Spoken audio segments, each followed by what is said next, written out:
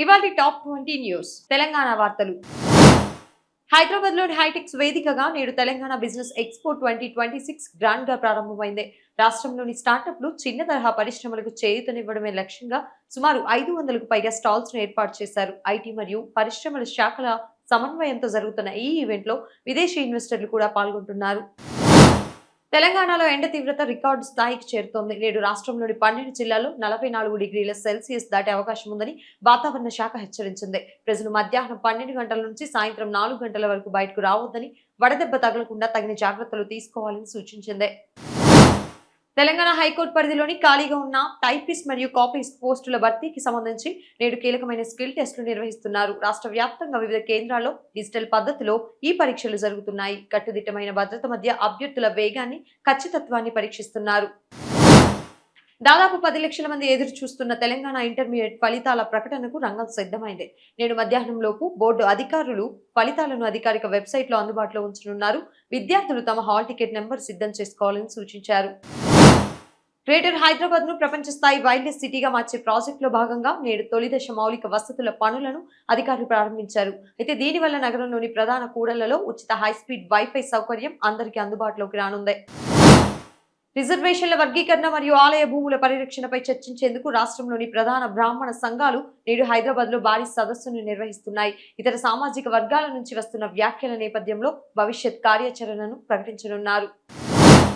కాంగ్రెస్ జాతీయ నేత పవన్ ఖేరాపై నమోదైన పాత కేసుల విషయంలో నేడు ముందస్తు బెయిల్ పిటిషన్ విచారణకు రానుంది. దీనిపై ఢిల్లీ నుంచి తెలంగాణ కాంగ్రెస్ శ్రేణుల వరకు అందరూ ఆసక్తిగా చూస్తున్నారు. ఆంధ్రప్రదేశ్ వార్తలు.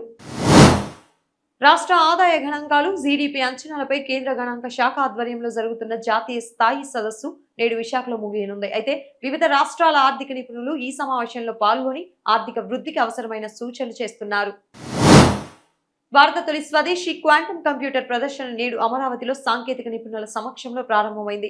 భవిష్యత్తులో డేటా సెక్యూరిటీ, కంప్యూటింగ్ స్పీడ్ ను ఈ పరికరాలు ఎలా మారుస్తాయో శాస్త్రవేత్తలు వివరించనున్నారు. ఆంధ్రప్రదేశ్లోని కస్తూరిబా గాంధీ బాలికా విద్యాలయాల్లో 6వ తరగతి మరియు ఇంటర్మీడియట్ లో ప్రవేశాలకు ఆన్లైన్ దరఖాస్తులు సమర్పించడానికి నేడు చివరి రోజు. అయితే ఇప్పటి వరకు వేల సంఖ్యలో దరఖాస్తులు వచ్చాయని విద్యాశాఖ తెలిపింది. పుదుచ్చేరిలో భాగంగా ఉన్న యానాం అసెంబ్లీ స్థానానికి నేడు పోలింగ్ జరుగుతోంది. ఏపీ సరిహద్దు ప్రాంతం కావడంతో కాకినాడ జిల్లా పోలీసులు గట్టి బందోబస్తు ఏర్పాటు చేశారు. ఓటర్లు ఉదయం నుంచే ఉత్సాహంగా ఓటు వేస్తున్నారు. ఏపీలో భూ వివాదాలను పరిష్కరించే లక్ష్యంతో రాజముద్రతో కూడిన కొత్త డిజిటల్ పాస్ పుస్తకాలకు నేడు పంపిణీ చేస్తున్నారు. ఆధునిక సెక్యూరిటీ ఫీచర్లు ఉన్న ఈ పుస్తకాలను రైతులు ఎక్కడైనా ఆన్లైన్లో వెరిఫై చేసుకోవచ్చు. వేసవి సెలవుల దృష్ట్యా సామాన్యులకు విమాన ప్రయాణం భారంగా మారకుండా కేంద్రం ఛార్జీలను నియంత్రించింది.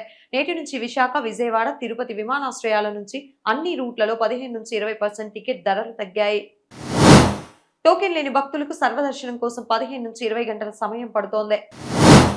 జాతీయ వార్తలు. కేరళ, అస్సాం మరియు పుదుచ్చేరిలలో అసెంబ్లీ ఎన్నికల పోలింగ్ నేడు ప్రశాంతంగా కొనసాగుతోంది. ఉదయం 9 గంటలకే సగటున 15% ఓటింగ్ నమోదైంది.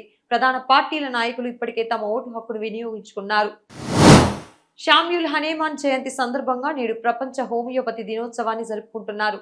ఈ సందర్భంగా కేంద్ర ఆయుష్ మంత్రిత్వ శాఖ ఢిల్లీలో సైంటిఫిక్ కన్వెన్షన్లను నిర్వహిస్తోంది. గ్రెనడాలో జరుగుతున్న ప్రపంచ షూటింగ్ ఛాంపియన్షిప్ లో భారత షూటర్లు నేడు ఫైనల్స్ లో తలపడనున్నారు. అయితే ఇప్పటికే 2 పథకాలు సాధించిన భారత్ నేడు మరిన్ని గోల్డ్ మెడల్స్ సాధిస్తుందని క్రీడాభిమానులు ఆశిస్తున్నారు. అంతర్జాతీయ వార్తలు. ఆఫ్రికాలోని ఆయా వ్యూహాత్మక దేశం జిబౌటీలో నేడు అధ్యక్ష ఎన్నికల పోలింగ్ ప్రారంభమైంది.